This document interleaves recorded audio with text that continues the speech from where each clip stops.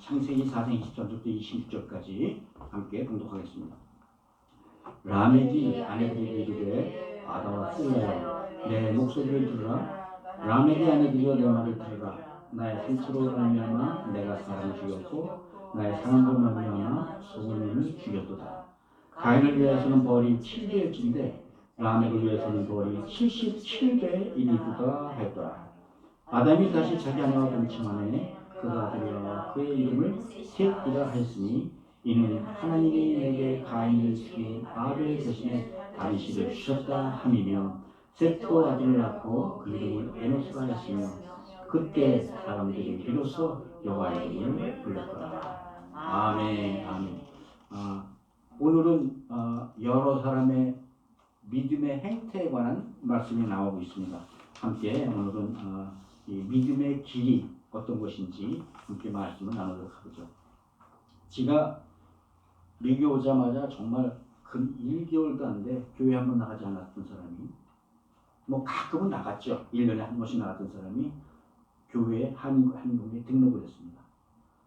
오랫동안 오랜만에 다시 공부 시켜보니까 너무너무 머리 문제가 많았던 거예요. 뭐 공부가 높이 심에 겨웠다는 그런 얘기겠죠.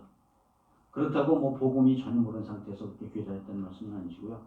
그래도 매주 3회 새벽마다 열리는 제자훈련을 받을 만큼 그런 성경적인 지식에 목말라 있었습니다. 교리적인 지식에 가르쳤다기보다 아마 그 당시 내 인생에 좀 어떤 구원이 절실히 필요했지 않았나 그런 생각이 들어요. 그러다가 아내를 만나면서부터 공식적으로 주일마다 교회에 출석하는, 우리 그렇게 말하죠, 처지고가 됐어요. 가정이 생기고 아들, 딸이 생기고 낳아키면서 비로소 그리스도인의 정체성을 가진 삶을 살아나가기 시작한 거예요. 그리고 자녀들과 함께 열심히 교회에 충성하다 보면 교회를 통해서 내 자녀들에게도 이런 신앙이 전수될 것이라 그런 믿음을 갖고 있었어요. 아마 그런 분들 많을 거예요. 부모보다는 아무래도 교회가 훨씬 더 잘 가르치지 않겠어?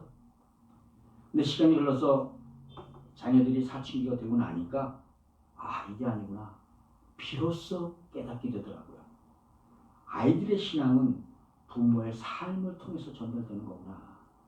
비로소 대를 이어가며 그 섬기는 집안들이 부러워지기 시작하더라고요. 그게 뭔지 그때 알겠더라고요.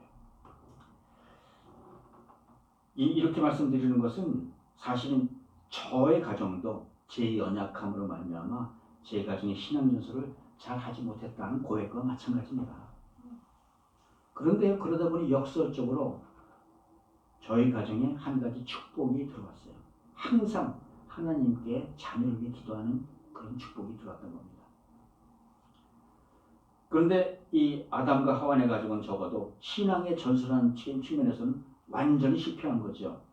오히려 하나님께 제사 드리는 문제가 형 가인이 동생 아벨을 죽이는 비극의 원인이 되었었거든요. 에덴의 동쪽 문 밖에서 가인은 동생을 죽임으로 불신앙의 길로, 죽은 아벨은 신앙의 길로 각각 다른 선택을 하게 된 것입니다. 하나님을 떠난 가인은 버림을 받아 유리된 자의 삶을, 아벨은 하나님의 선택받은 자의 삶의 길을 걸어간 겁니다. 가인의 길은 멸망의 길이었고 아벨의 길은 구원과 영생의 길이었음을 믿으시 바랍니다. 아멘. 창세기 4장은 가인의 자손과 아벨의 자손이 걸어갈 믿음의 길에 관한 많은 말씀을 드립니다. 가인은 하나님을 떠나서 자기 스스로 운명을 개척하면서 스스로 행복해 보겠다고 찾아가는 그런 인간의 길을 택했었고요. 또 아벨의 핏소리를 들으시는 하나님께서는 아담 부부에게 셋을 주시고 그들로 다시 믿음의 길로 가게 하셨다는 거예요. 그렇다면 여기서 아벨이 선택한 그 믿음의 길과 영생의 길, 그 무엇을 말하는 걸까요? 쉽게 얘기하면 그 길이 바로 하나님의 길이요, 하나님의 창조 질서 안에서 사는 길이라는 겁니다. 태초에 하나님께서는 사람들을 영원한 생명을 가진 존재로 창조하셨어요. 그런데 사람이 선악과를 따먹고 세상 사단의 영이 휩쓸리면서 영원한 생명을 뺏기고 죽어버리고 마는 것이죠. 그러자 하나님께서는 이 죄 있는 사람들에게 다시 여인의 후손의 법, 즉 그리스도의 영원한 생명의 법, 그것을 세워주시고 죄인들을 통하여 다시 영원한 생명을 회복하는 길을 열어주신 겁니다. 히브리서 9장 27절에 이런 말씀이 있습니다. 한 번 죽는 것은 사람의 종으로 정해진 것이요 그 후에는 심판이 있으리니. 죄인된 사람은 누구나 죽습니다. 그러나 믿는 사람들의 육체는 죽는 것이 아니라 잠시 잔다고 성경은 말하고 있어요. 예수 그리스도가 재림하실 때 그리스도의 심판을 받아 영원한 생명의 신령한 몸으로 부활하는 겁니다. 그러므로 하나님의 길에 서 있을 때만 이런 영원한 생명이 회복되는 줄 믿으시기 바랍니다. 사람은 영적인 존재이기 때문에 살아가는 것도 영적인 존재로 살아가도록 지음을 받았어요. 그런데 영적으로 산다는 건 볼 수는 없지만 영이신 하나님과 어떤 관계를 맺으면서 살아야 된다는 그런 말씀이죠. 그런데 오늘 본문을 보니까 가인의 후손과 셋의 후손 각각 하나님을 대하는 태도, 하나님과의 관계가 모두 달랐다는 겁니다. 이런 모습을 통해서 오늘날 현대를 살아가고 있는 대표적인 모습이 이 속에 그대로 투영되고 있습니다. 너무나 닮은 사람들이 이 속에 나타나고 있습니다. 그래서 오늘은 본문을 통해서 본문에 나타난 인물들의 그 모습을 지금 우리가 걷고 있는 믿음의 길과 비추어서 함께 말씀을 나누도록 하겠습니다. 첫째가 가인의 길이 있다는 거예요. 하나님 앞에서 방황하는 사람들이 걷는 길이라는 겁니다. 하나님 앞에서 방황하는 사람. 선악과를 따먹고 죄인이 된 아담과 하와는 절망하였죠. 그렇지만 그 절망 중에서도 하나님께서는 그들에게 첫 아들을 주셨습니다. 그리고 아담과 하와는 그들에게 가인이라는 이름을 주셨어요. 여호와로 말미암아 등락하였도다. 이런 가인의 이름을 통해 여인의 후손이 이 가인의 후손을 통해서 나타날 것이다라는 그런 희망을 본 겁니다. 즉 아담과 하와는 가인이라는 이름을 지음으로써 이 가인이라는 이름 자체가 하나님에 대한 신앙 고백이 되었던 거죠. 그런데 그렇게 큰 기대를 품었던 가인이 아벨을 죽인 살인자가 많았어요. 살인한 가인을 찾아오신 하나님께서 뭐라고 그러시죠? 내 아우 아벨이 어디 있느냐? 그때 이렇게 대답합니다. 난 모릅니다. 내가 아우 지키는 파수꾼입니까? 불량하기 그지없는 대답이에요. 거짓말이 입에 달려있는 대답이에요. 선악과를 먹은 죄인들은 이제 거짓말조차 심중 먹도록 하는 그런 죄인이 되었다는 겁니다. 이 죄인이 되었다는 이야기는 남들이 죄인이라는 얘기가 아니에요. 바로 우리가 그렇게 산다는 그 말씀인 줄 기억하시기 바랍니다. 이 뻔뻔한 가인에게 하나님께서는 아버지 아담을 저주하셨듯이 아들에게도 저주를 내리시죠. 내 아우의 피로 말미암아 땅에서 저주를 받으리니 네가 땅에서 유리하는 자가 될지라. 그런데 남을 살인해본 가인이 가만히 보니까 이제 다른 사람들이 자기를 죽일 것 같은 그런 공포감에 사로잡히는 거예요. 그래서 이 정말 뻔뻔하게도 하나님한테 안전을 보장해달라고 요구를 하죠. 다른 사람이 자기를 죽이지 못하도록. 그런데요, 좋으신 하나님께서 푸념하는 아담의 소원을 들어주십니다. 가인은 죽이는 자는 7배나 벌을 받으리라는 표를 주신다는 거예요. 이 표로 인해서 다른 사람에게 죽임당함을 면하게 됐지요. 자, 이젠 그럼 당연히 회개하고 하나님 앞에 돌아와야 될 거 아닙니까? 그런데 하나님의 그 크신 은혜를 입은 가인은 바로 그 직후에 어떤 결단을 내리는가 성경은 이렇게 얘기하고 있습니다. 창세기 4장 16절이죠. 가인이 여호와 앞을 떠나서 에덴 동쪽 롯 땅에 거주하더니. 이제 가인은 하나님을 따라 떠난 삶을 살겠다고 결단한 거예요. 마치 탕자가 아버지 간섭이 싫어 그 간섭 없게 살겠다고 아버지 집을 떠난 거나 마찬가지라는 거죠. 그리고 에덴의 동쪽 가인이 사는 땅이 바로 유리하는 땅이라는 이름이 붙은 롯 땅이라는 된 것입니다. 죄를 지은 가인이 죄에서 돌이키지 않고 하나님을 떠나 방황하는 삶을 선택했다는 겁니다. 여러분, 가인은 처음부터 하나님을 몰랐던 사람이 아니에요. 아담과 하와 밑에서 하나님을 볼 수 있는 땅에서 하나님의 음성을 들으며 자랐어요. 그래서 그 마음속에는 분명히 여호와 하나님이 누구신지, 어떤 분인지 알고 있었을 겁니다. 그래서 가인도 역시 때가 이르러 하나님 앞에 감사 예물로 제사를 바치기까지 하잖아요. 그런데 가인은 하나님이 원하셨던 그런 제물이 아니라 자기 뜻대로 자기 생각에 합당한 대로 자기 방식대로 이 제물을 드렸죠. 그러나 하나님께서 이를 받지 않으셨어요.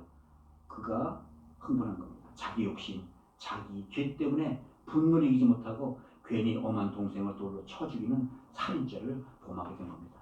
그리고 이제 그 죄의 결과로 하나님의 땅에서 쫓겨나 유리하는 신세가 되었다는 거예요. 이렇게 방황하고 유리하는 그 가인이 하나님을 떠나 이 노 땅에서 가장 먼저 한 일이 뭔지 아세요? 성경을 보니까요. 가정을 이룬 후에 에녹이라는 아들을 낳은 후 성을 쌓았다고 해요. 그리고 이 성의 이름을 에녹성이라 불렸다고 합니다. 여러분, 성을 쌓는다는 게 뭔지 아세요? 제산과 담을 쌓고 제산과 경계를 만들고 울타리를 친다는 거예요. 방언의 생활을 멈추기 위해서라도 또 죽음의 두려움으로 벗어나기 위해서라도 끊임없이 성을 쌓는다는 거죠. 죄인들은 이렇게 성을 쌓는 겁니다. 내 소유, 내 안전을 지키려고 점점 더 큰 성을 쌓아가고 더 큰 도시를 만들어가는 것이죠. 바벨탑을 쌓을 때까지. 그런데 하나님을 떠난 인간이 자기를 위한 성을 쌓는다고 자기를 보호할 수 있을까요? 그래서 성의 이름을 자기 아들의 이름을 따서 에녹성이라 부르고 그 아들의 이름을 계속 불러나가는 거죠. 하나님 이름 대신으로. 하나님을 떠난 성 안에서 자기 자신을 가둬놓고 더욱 외로워진 삶. 그래서 아들의 이름만 부르며 산다는 겁니다. 하나님을 바라보아야 될 눈이 이제 자기 아들을 바라보는 눈으로 바뀌었다는 거예요.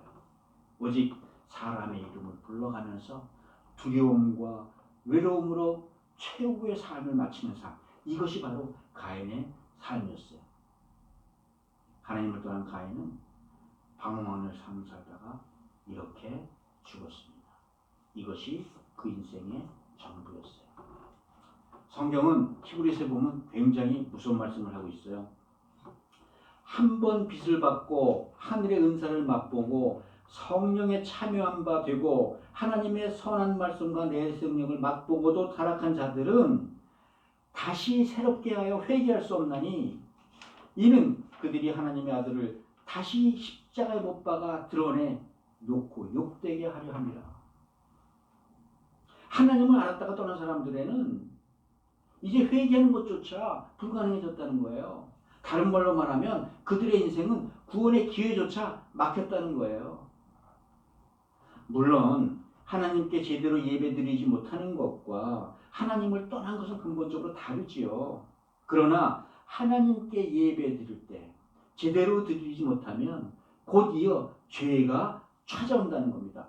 죄는 바로 내 집 문 앞에서 엎드려 오는 사자처럼 나를 호시탐탐 노리고 있는데 교회 문만 들렁들렁 왔다 갔다 해서는 그런 죄의 유혹을 이겨낼 수도 당해낼 수도 없다는 겁니다. 그러다 어느 날 하와가 무신경하게 선악과를 따먹듯이 하나님에게 등을 돌리게 된다는 거예요. 그래서 영과 진리로 진정한 예배를 드린다는 것이 이렇게 중요하다는 것을 꼭 마음판에 새기는 여러분들이 되시기 바랍니다. 아멘. 우리들의 삶이 그렇다는 거예요. 교회에 마음 붙지 못하고 이리저리 방황하면서 떠돌아다니면서 살게 된다는 거예요. 한때 하나님을 믿었지만 예배를 소홀히 하다 보면 점점 하나님부터 멀어져 나간다는 겁니다. 안타까웠던 건 애당초 하나님을 몰랐던 사람이라면 차라리 문제가 덜해요. 회개할 기회가 있으니까요. 그러나 하나님을 알았다가 하나님을 떠난 사람은 더 끔찍한 결과를 만든다는 겁니다.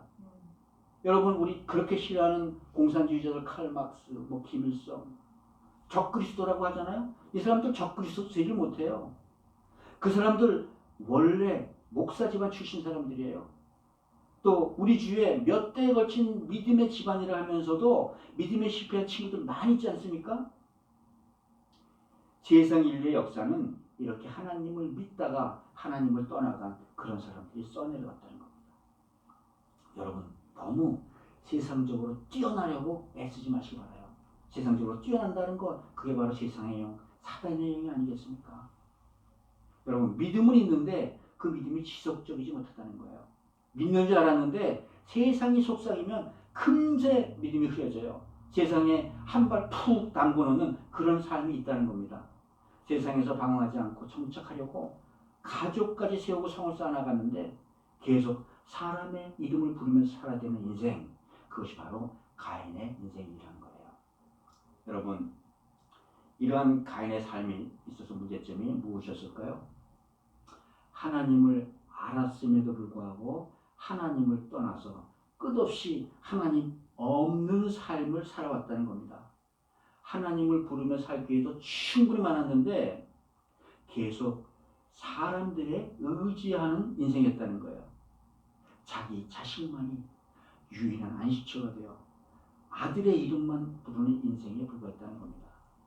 자식들에게는 아버지의 유산보다도 하나님 아버지의 유업을 물려두는 여러분들이 되시기를 바랍니다. 아멘. 사랑하는 성도 여러분, 동생을 죽인 가인은 그 죄책감으로 하나님을 떠나기로 결단했어요. 그리고 아들의 이름을 부른지언정 하나님의 이름은 다시 부르지 않았습니다.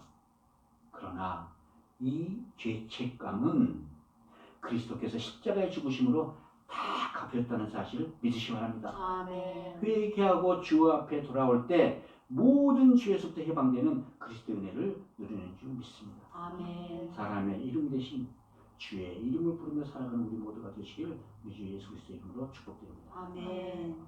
두 번째 길이 람에게 길도 있다는 거예요. 하나님 없이, 아예 하나님 생각도 없이 그저 자기 욕망대로 사는 사람들의 길이라는 겁니다. 오늘 본문에 보면요, 라멕은 가인의 6대 후손으로 나와요. 아담 이후에 제법 시간이 지났죠. 그런데 이 시기에 아담이 930살까지 삽니다. 이 시기는 아담도 살아있을 시기입니다. 라멕은 가인으로부터 시작한 도시에서 태어나서 도시에서 살았다는 거예요. 자랐다는 거예요. 이 세상에서 가질 수 있는 모든 것을 다 가렸고 누리고 싶은 거 다 누렸다는 사람이 바로 이 라멕이라는 사람인 거예요. 성경은 창세기 4장 19절에서 라멕을 특별히 소개합니다. 그 소개하는 첫 마디가 무엇인지 아세요? 라멕이 두 아내를 맞이하였으니 처음으로 한 남편과 한 아내의 관계가 깨졌다는 겁니다. 처음으로 하나님의 창조 질서를 깨뜨렸다는 거예요. 죄의 결과로 그 여러 아내를 얻는 바람에 하나님의 축복의 그릇인 가정까지도 깨지고 만 겁니다. 여러분, 트로피 와이프라는 말 기억하시죠? 굉장히 유명한 아내를 사랑 없이 그냥 자기 훈장으로 결혼한다는 거예요. 가정까지 이런 육체적인 그릇이, 욕망의 그릇이 되고 말았다는 겁니다. 또 라멕의 자식들은 정말 세상적으로 모두 탁월했어요. 장막에 거하면서 전문적으로 목축을 해서 큰 성공을 이룬 야발 아들을 중심으로 해서 음악의 창시자, 악기의 창시자, 동생 유발, 그리고 동과 철을 합금할 수 있는 기술자 두발 가인까지 세상을 점령할 무기를 만들어내는 그런 사람, 유명한 대장장의 기술자가 아들들이었다는 거예요. 그리고 특별히 여동생 나아마의 이름도 나옵니다. 아마 특별히 아름다워서 세상적으로 가장 큰 미인으로 손꼽혔을 거예요. 그런 의미로 라멕의 가문은 세상에서 가장 성공한 집안이었어요. 다른 사람 같으면 대를 걸려서도 이루지 못할 일을 라멕 집안에서는 단 한 세대 만에 다 만들어낸 아주 탁월한 집안의 틀림없는 것입니다. 이들 덕분에 세상의 문명이 발전하고 세상이 발전했습니다. 그리고 라멕의 집안은 당대 권세가 있는 집안이 되었다는 거예요. 악인의 후손에 틀림없는데 그런 악인의 집안이 형통을 넘어서 계속 대박을 쳐나갔다는 겁니다.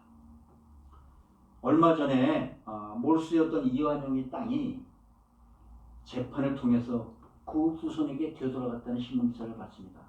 애국지사 후손들은 거의 피로 먹고 사는데 이런 매국노 후손들은 아직도 80년, 90년 지났는데도 떵떵거리고 잘 산다는 거예요. 그래서 우리 가끔 이런 시험이 들지요. 왜 하나님은 믿는 우리보다 벌받아 마땅한 악인들에게 이런 형통을 누리게 하시는 거지? 하나님은 그리고 항상 여기에 대한 이유도 설명해 주지 않으십니다. 단 한 가지 우리가 미뤄보고 때 하나님은 관대하셔서 악인의 재능도 뺏지 않으시고 그들의 재능도 인정해 주신다는 거예요. 하나님께서는 우리 모두에게 악인이나 그 의인이나 공평하게 세상을 살아가는 재능과 기회를 주신다는 겁니다. 왜 저런 악인에도 비를 내려주십니까? 라고 되묻지 말라는 거예요. 왜 저런 악인에는 어둠만 주시고 빛은 주시지 마세요라고 기도하지 말라는 겁니다. 하나님께서는 아무리 악인이라 하더라도 이 땅을 살아가는데 부족하지 않도록 다 하시는 분이라는 거예요.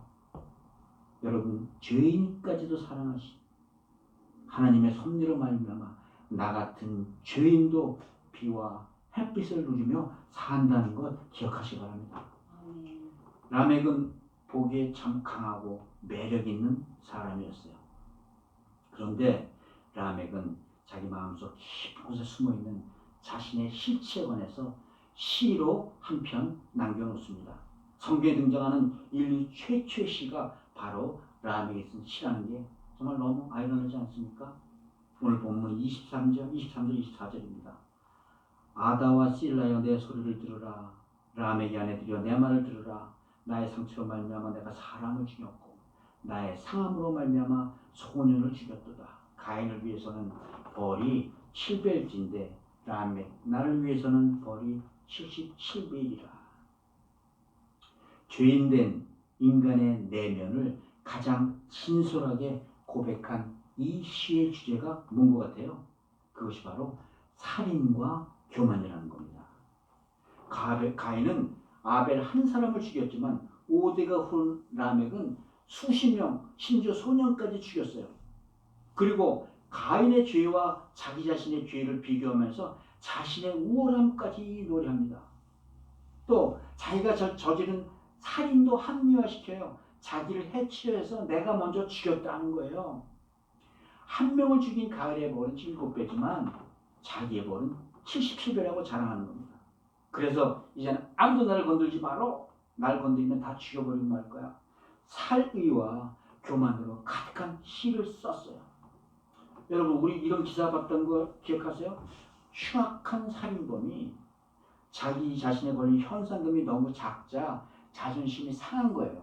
그래서 더 사람을 죽이면 현상금이 올라갈 줄 알고 사람을 더 살인했다는 그 기사. 이제는 죄로 자기 합리화까지 시켜나가요. 죄의식이 이미 다 사라졌다는 겁니다. 죄가 뿌리를 내린 후 인간의 삶은 갈수록 죄의 수렁에 헤어나지 못할 정도로 깊이 빠져간다는 거예요. 라멕은 냉소적으로 자기 자신을 자랑했지만 죄의 벌은 바꿔 얘기하면 7배에서 77배로 나날이 자라갔다는 겁니다. 자기 힘으로 자기 마음대로 자기 뜻대로 마음껏 하던 라멕이었지만 가인의 자손들에게는 죄의 뿌리가 깊어만 갔다는 겁니다.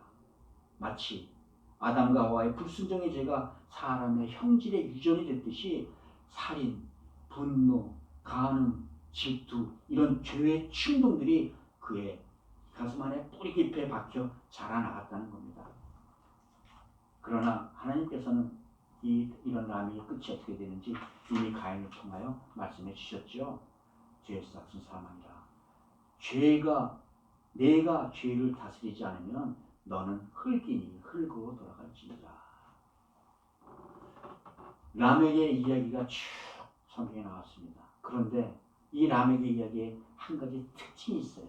이 라멕의 이야기에는 하나님의 이야기가 전혀 없다는 거예요. 성경인데 하나님의 이야기가 전혀 없어요.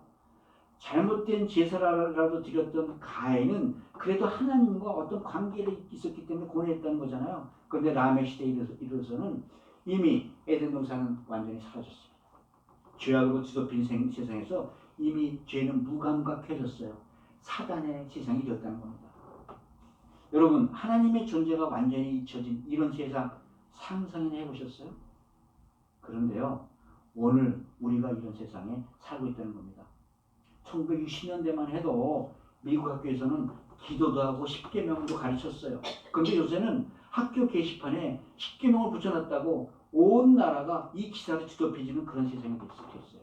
학교에서는 뭐 개인이 포르노니 그런 말 얼마든지 해도 성경이나 기도라는 얘기를 하면 바로 큰 싸움이 일어납니다.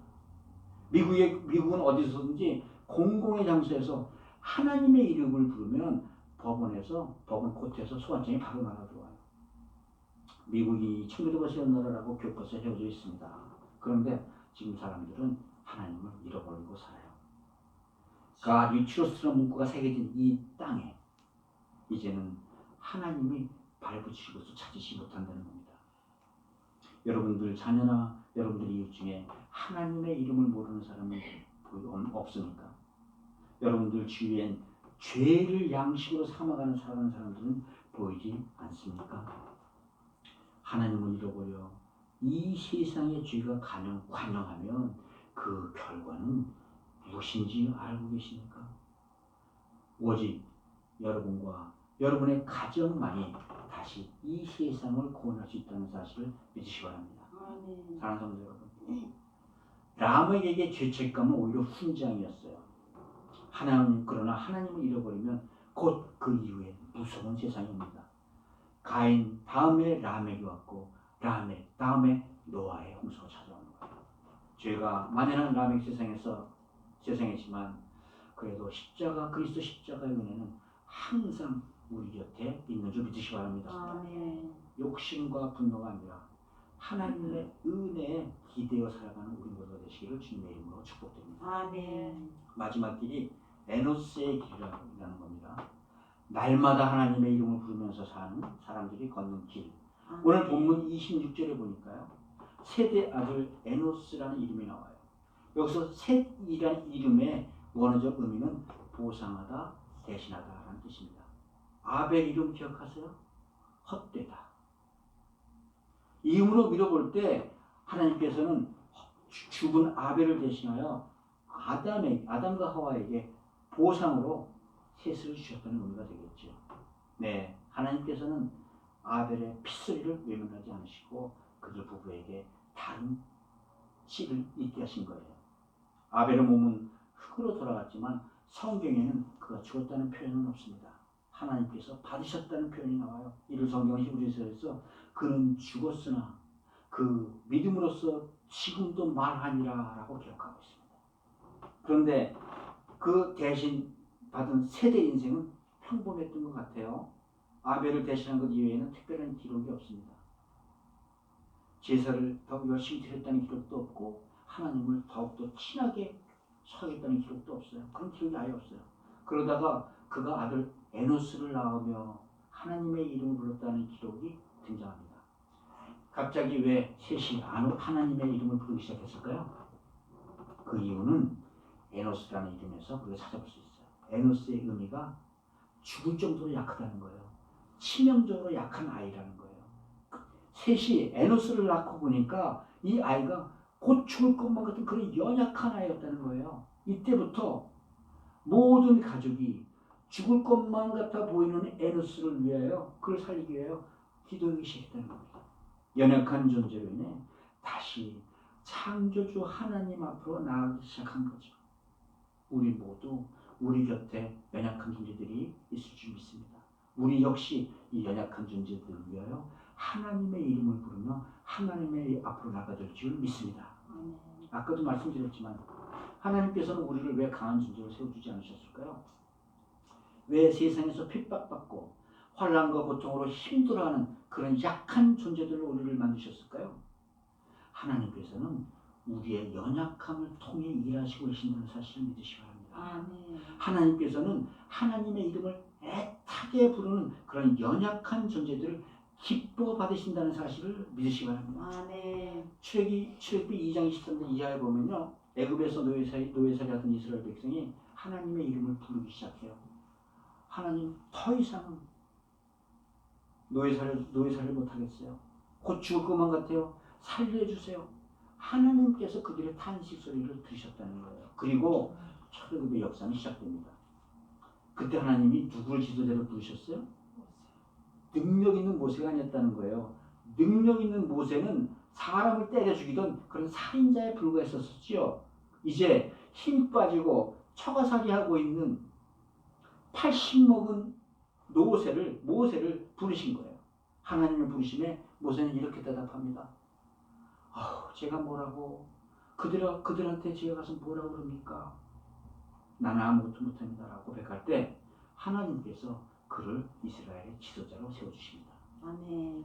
하나님은 연약한 자를 세워서 쓰실 수 있는 분이신 걸 기억하시기 바라요. 아멘. 저와 여러분들 모두 하나님 앞에 무력한 존재임을 고백하실 수 있는 이기를 바랍니다. 아멘. 하나님의 이름을 불렀다는 그 의미는 이때부터 공식적으로 하나님께 제사 드리는 삶, 하나님께 예배 드리는 삶이 시작됐다는 거예요.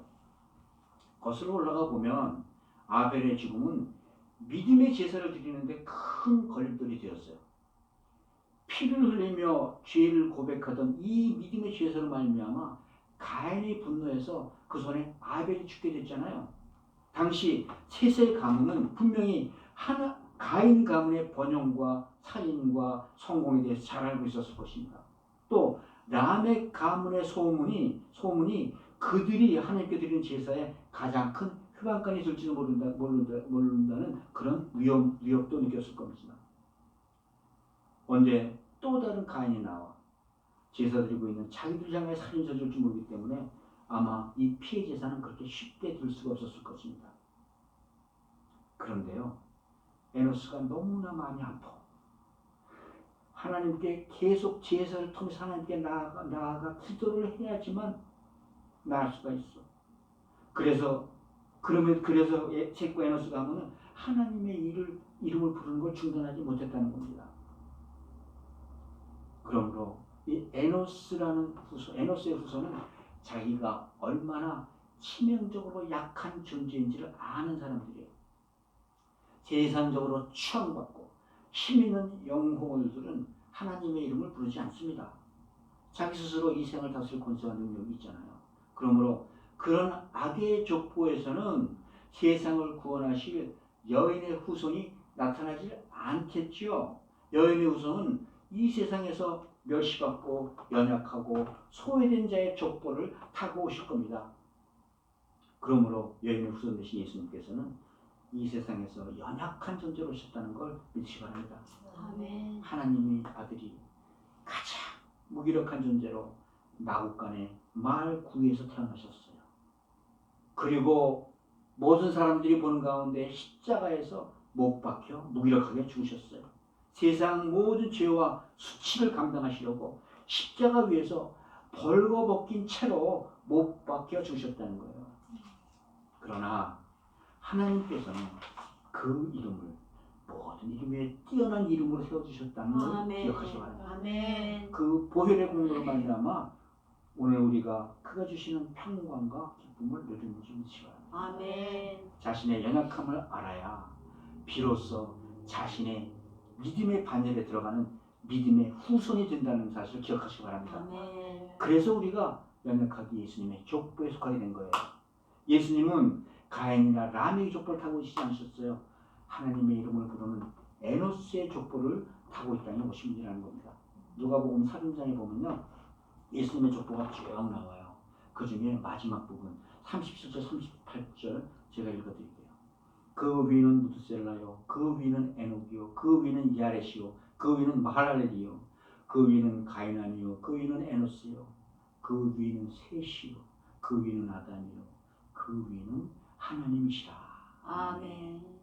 하나님의 이름을 부르는 저와 여러분들의 족보를 타고 올라가면 우리는 아주 죽을 것 같이 약했던 에노스를 만나게 되고, 또 죽임을 당한 아벨을 대신 세워주신 셋을 만나게 되고, 또 아담에 거쳐 하나님의 족보에 이른다는 거예요. 아멘. 그러므로 하나님의 이름을 부르는 자만이 하나님의 족보에 속한다는 사실을 기억하시기 바랍니다. 아멘. 사도 바울은 이렇게 말씀하시죠. 로마서 10장 13절에서 주의 이름을 부르는 자는 구원을 얻으리라. 아멘. 이 세상에 아멘. 하나님의 이름을 부르는 것만큼 더 큰 축복은 없다는 것입니다. 아멘. 사랑하는 성도 여러분, 하나님의 이름을 부르는 것보다 더 큰 권세가 없는 걸 믿으시기 바랍니다. 아멘. 하나님을 기억하고 하나님 앞에서 우리는 연약한 존재임을 날마다 고백하는 인생보다 더 위대한 인생은 없는 줄 믿으시기 바랍니다. 아멘. 우리 모두 여호와 이름을 부름으로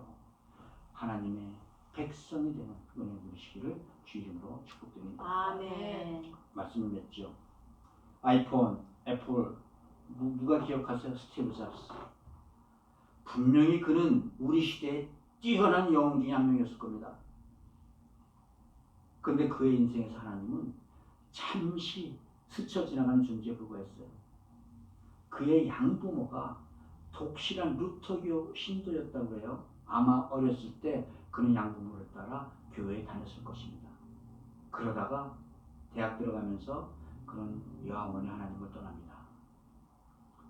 가인의 길에서 람의 길로 갈아탄 거예요. 마지막으로 그가 췌장암을 심하던 그의 병상은 정말로 사진에서 보면 참담했어요. 성경은 로마서 6장 24절에서 우리들의 인생을 향하여 이렇게 말씀하십니다. 죄의 삭은 사망이요 하나님의 은사는 그리스도 예수 안에 있는 영생이니라. 아멘. 사랑하는 성도 여러분, 오늘도 여러분들께 반복된 질문을 드립니다. 여러분들은 어떻게 살고 계십니까? 믿음의 길이라는 것은요, 방향이에요.